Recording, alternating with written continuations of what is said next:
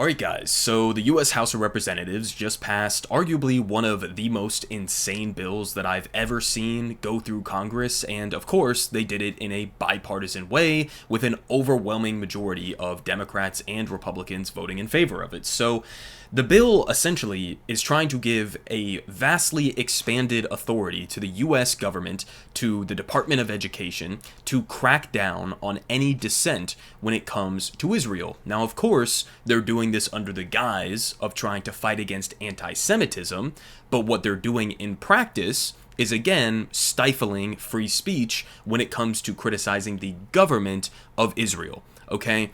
So we got a good tweet here from Thomas Massey, who has been, I think, consistently good on this specific issue. He's a Republican, so I have many other disagreements with him.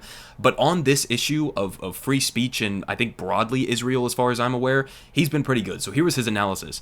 Today, the House will vote on a bill to define anti-Semitism with the intent to increase prosecutions of activity on campuses. The bill has a problem beyond violating the First Amendment. The definition of anti-Semitism appears nowhere in the bill. And I went and I checked it. It's a very short bill here. I'll link it down below if you guys want to go read it. It's only about 6 pages long.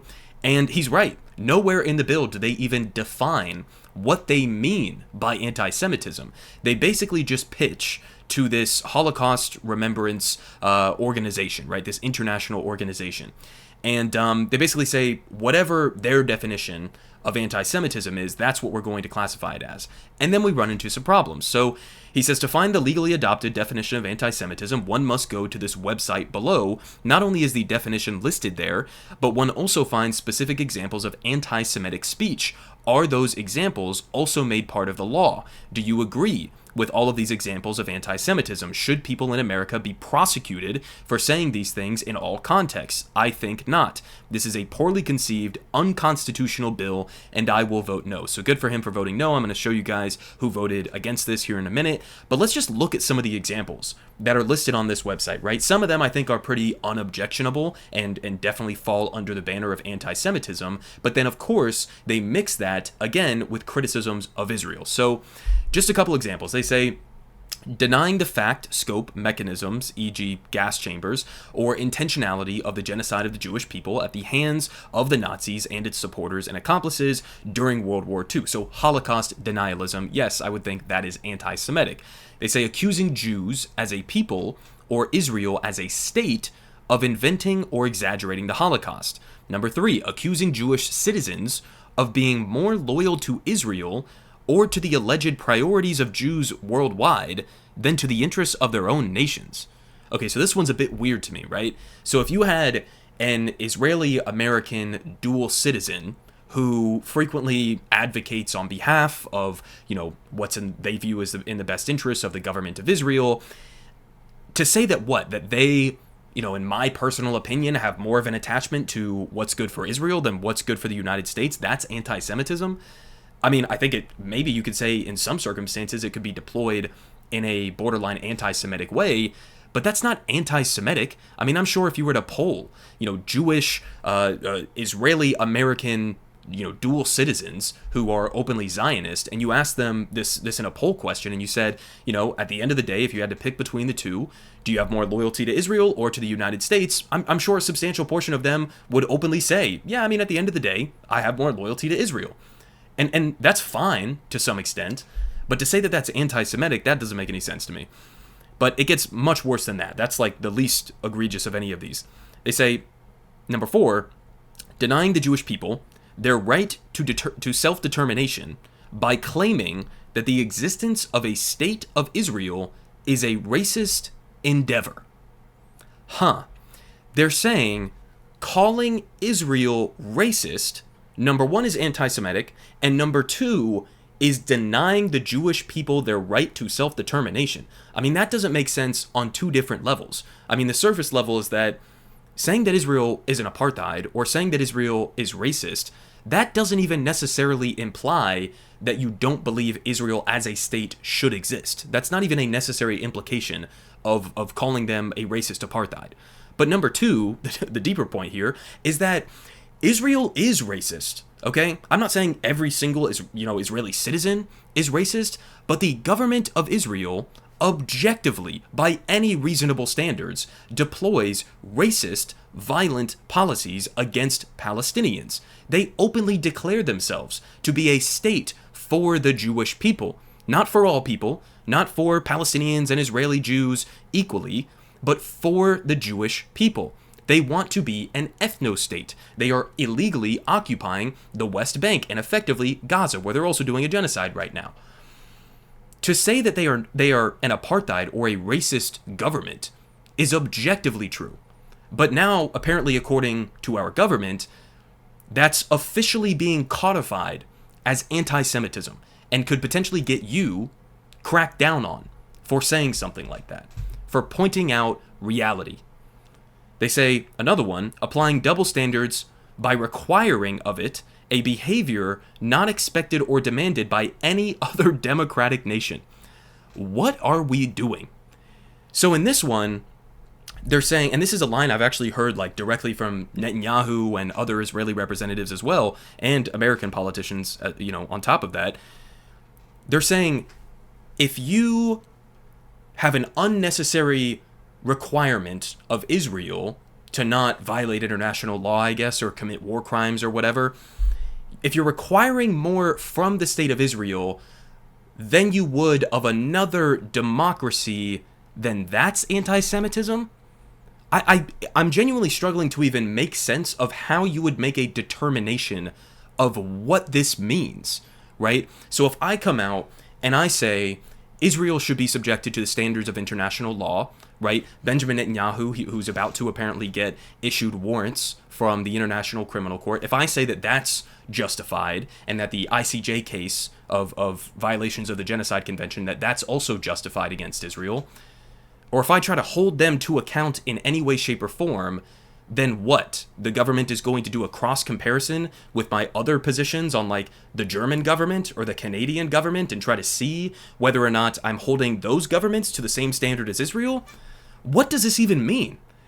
I mean, like, number one, what does it mean? Number two, how is that anti-Semitism? What does that have anything to do with anti-Semitism? And also, by the way, not a democratic state.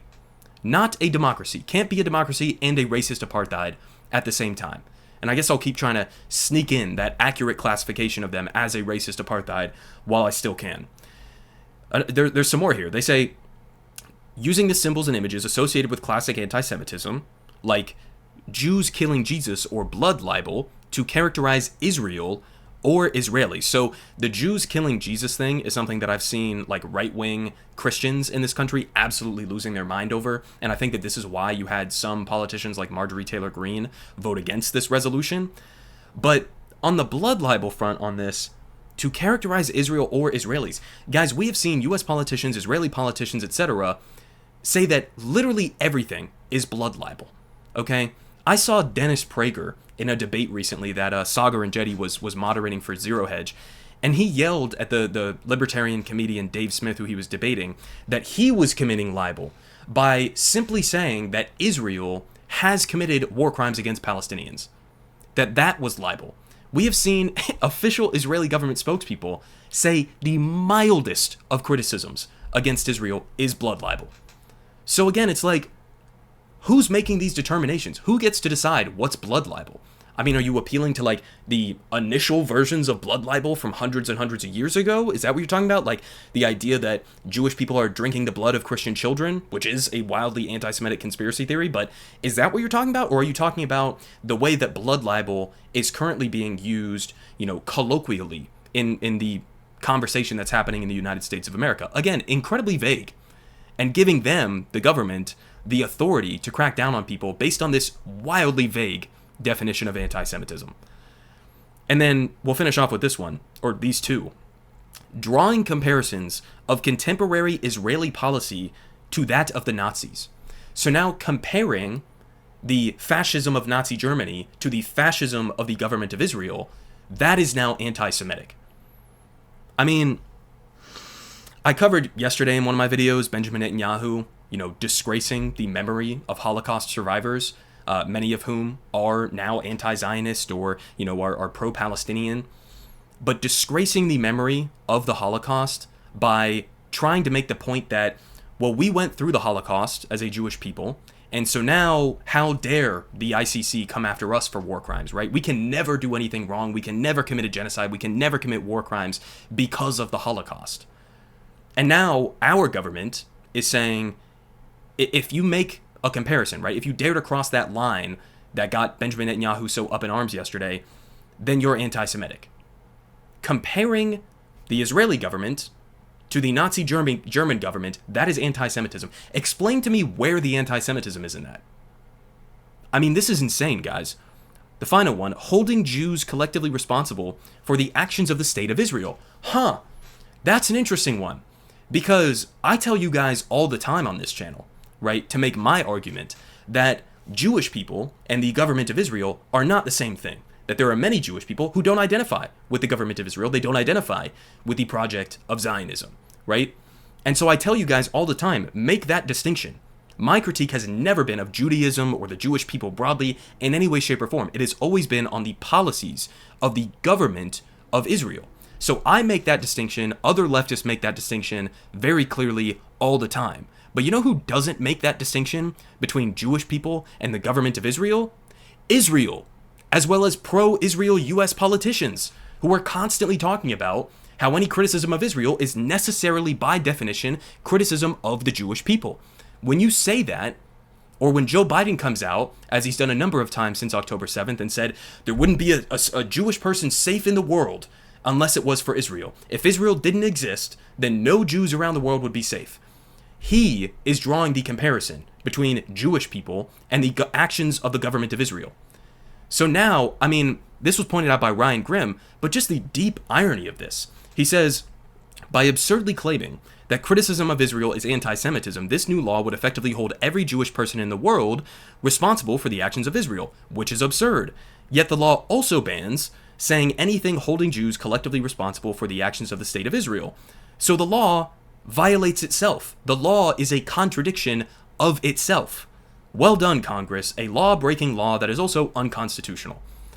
I mean, at the end of the day, I don't know whether this is going to end up getting through the Senate. I wouldn't be surprised if it did. I certainly wouldn't be surprised if Joe Biden signed this into law. But I guess like the fail-safe that you kind of have to somewhat try to hold on to is that the Supreme Court would strike this down, right? I don't know how you could possibly make an argument that this is not unconstitutional, that this is not anti-First Amendment protections on free speech. It absolutely is. And so you would hope, again, that maybe we still have that fail-safe in place, but you don't know. I mean, look at the makeup of the Supreme Court right now. It's overwhelmingly stacked with, Trump-appointed justices and, far-right conservatives. So what would they actually do at the end of the day? I mean, we've had, other right-wing Supreme Court justices in the past who have held up, for example, the right of the American people to burn the American flag, right, and saying that's constitutionally protected free speech. So would they do the same with this? I don't know. But here's a full list of everybody who voted against this absolutely unhinged bill. So I'm just going to scroll through this. I'm not going to list out all of the names. But here are some of the Republicans here. If you want to go read the whole thing, link down in the description. But, I mean, the Democrats who voted against this, I think, are pretty expected. Some of the names that, we would guess would vote against this. Jamal Bowman, Cory Bush, Greg Casar, Joaquin Castro. Some surprises in there. James Clyburn voted against this, at least kind of surprising to me. Unsurprising, Maxwell Frost and Alexandria Ocasio-Cortez and Ro Khanna and Summer Lee and Barbara Lee and, the rest. Ilhan Omar, Mark Pocan, Katie Porter, Ayanna Pressley. Okay, I said I wasn't going to read all the names, but there you go. There are some of the ones that we would expect. So, I guess credit to the people who voted against this bill, but the fact that this was even introduced to Congress is already beyond ridiculous. And the fact that it passed through the House of Representatives is additionally beyond ridiculous. But this is where our government is at, guys. So just to give you a recap of what the House of Representatives, our Congress, has been up to over the last year or so, or just in the last couple of months with most of these. I mean, this happened back in July of 2023, so this was before October 7th even happened. But our government decided to go out of their way to pass a resolution, literally just saying, Israel isn't a racist or an apartheid state. And the measure was a rebuke of comments made by Pramila Jayapal. So, I mean, we've seen multiple different examples. I'll show you a couple more here. But, what do you even say to this? I mean, genuinely, I talk about this every single day. And I have run out of things to say. Israel is not a racist or apartheid state. I mean, first off, it is. Second off, why are you passing this resolution? I mean, how wild is it that our government would pass a resolution like this for any country? I don't care if it's Israel or it's Canada or it's India or China. Why is our government passing resolutions declaring that foreign governments are not racist? What is that? Who are you to make a determination as to whether or not they're racist or an apartheid? At the same time that every major respected human rights organization in the world says that they are an apartheid, that they do deploy racist policies. I mean, it's just so insane. Now, another reminder. This was just, towards the beginning of all of this, back in November, a month after October 7th, House votes to censure Rashida Tlaib, the only Palestinian-American member of the House of Representatives, over her Israel-Hamas rhetoric in a stunning rebuke. So, this is another thing our House was up to recently. Condemning, censuring the Palestinian-American representative in the House for saying, from the river to the sea, Palestine will be free. They censured her for this. Now, keep in mind, after they censured her for this, we then, over the last 6 months, have seen an endless string of members of Congress who have come out and said the most unhinged, genocidal shit that you've heard in your entire life in the pro-Israel direction, right? Remember when that guy, I'm blanking on his name right now, but showed up to Congress wearing an IDF uniform, okay? And then later, he went on the floor of the House of Representatives and said, don't throw around the word Palestinian civilian. We wouldn't say that there were innocent Nazi civilians, right? We've had other politicians, Tom Cotton and Lindsey Graham, people who say, bounce the rubble in Gaza, people who straight up say, goodbye Palestine. I mean, the amount of openly genocidal rhetoric, people who have called to nuke Gaza, right? Remember that, Republican? To nuke Gaza, to treat it like Hiroshima and Nagasaki. To nuke Gaza. Does that guy get censured? Do any of these other motherfuckers get censured? No. And of course, they never bring up the genocidal rhetoric of the Israeli government either, right? With Amalek and talking about how we're going to do a complete siege and cut off the food, the fuel, the water, the electricity, talking about how we're fighting human animals. There are no innocent civilians in Gaza. Not to mention the genocidal actions from Israel on top of their rhetoric. None of that ever gets condemned. It's only this. It's only a slogan that is calling for liberation. A slogan calling for freedom for a people who have spent decades and decades and decades under occupation, under an apartheid rule, under now a siege and a genocide. We can condemn that slogan, but we can't condemn the actual genocide itself. No, for that, we have to send them billions of dollars. I mean, again, we condemn the slogan itself. Not only did we condemn Rashida Tlaib for saying the slogan, we then went on later this month, or last month now, I guess in April, to condemn the slogan, from the river to the sea, Palestine will be free, as anti-Semitism. And keep in mind, guys, obviously this is not an anti-Semitic phrase, but it's also a phrase that is in the Likud party charter. Okay, the ruling party in Israel right now, Benjamin Netanyahu's party. They have essentially the same exact phrase. It says, from the Jordan River to the Mediterranean Sea, there will be Israeli sovereignty. And they actually have the power to make that happen. They have the power, and are currently ethnically cleansing the Palestinian people to establish one Jewish ethno-state from the river to the sea. But we can't condemn that. We certainly can condemn this slogan, though.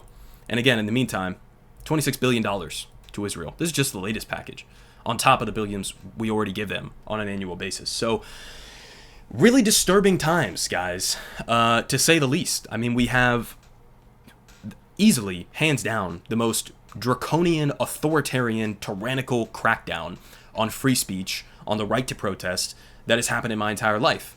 I think the gaslighting, the lies, the dishonesty on this issue over the last 6 months has far surpassed the lead up to the Iraq war. I mean, it's somehow even more egregious than that. We have a government that is censuring politicians for calling for liberation. We have a government that is, trying to ban free speech, okay, by claiming any criticism of the government of Israel is anti-Semitism. We have a government that can condemn slogans. We have a government that will send $26 billion to a state that is in the middle of committing a genocide with our weapons. This is where we're at, guys. And in the meantime, you dare to try to go and speak out against this. You dare, as a student on a college campus, to go and try to peacefully protest against the genocide. Then you will not only be smeared, but you will also be, brutally attacked by the police, brutally attacked by pro-Israel demonstrators for which there will be no consequences whatsoever as the police watch them shoot fireworks into encampments and whatnot. But this is where we're at, guys. I mean, any conservatives who are not speaking out against this right now don't want to hear a single solitary word moving forward about being free speech warriors, right? I mean, this was their big pet issue for the last 5-6 years. Completely dropped it. The second that instead of, getting mad that Ben Shapiro is protested when he tries to go speak on a college campus, instead of pretending to be, mad about that, the second that it turns into, oh, now the young kids are protesting against Israel, suddenly the free speech beliefs completely disappear into thin air, nowhere to be found. They're cheering this on. They're cheering on the crackdowns on campuses, right?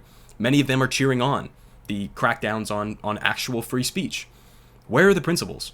Is anybody going to stand up and stand against this? Because even if you disagree on the argument surrounding what's happening in Gaza right now and criticisms of Israel, even if you love Israel, understand that these kinds of crackdowns from the police, these kinds of increases in the surveillance state, because we just expanded their surveillance state under the Pfizer reauthorization, these kinds of crackdowns on like social media with the banning of TikTok, the crackdowns on what speech can be defined as hate speech or violent speech or whatever the case may be, all of this will come for you. It will come for you, regardless of your political leanings. Unless you're out there protesting on behalf of corporate America or you're protesting on behalf of war, then this will be applied to you. Anybody who dissents in a way that makes the status quo rumble in any way, shape, or form, these things will come to bear down on you. And we have a full-blown cheerleader mode going on right now with the media, with Democrats, with Republicans, who are all cheering this on, not understanding or not caring about the long-term and short-term implications of all of this. This is not what a democratic society does. This is what a society spiraling towards fascism does. And we're doing this on behalf, in this moment, on behalf of a foreign government. That's what we're doing this for.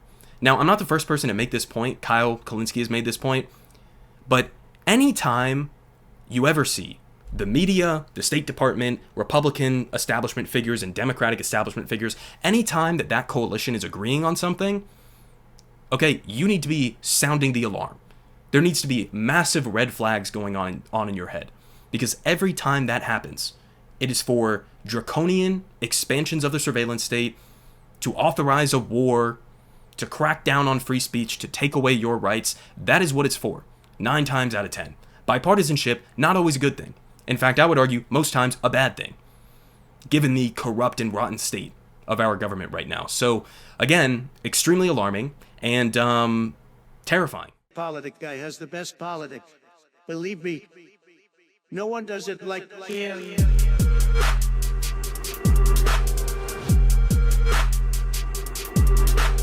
Believe me. Everyone is saying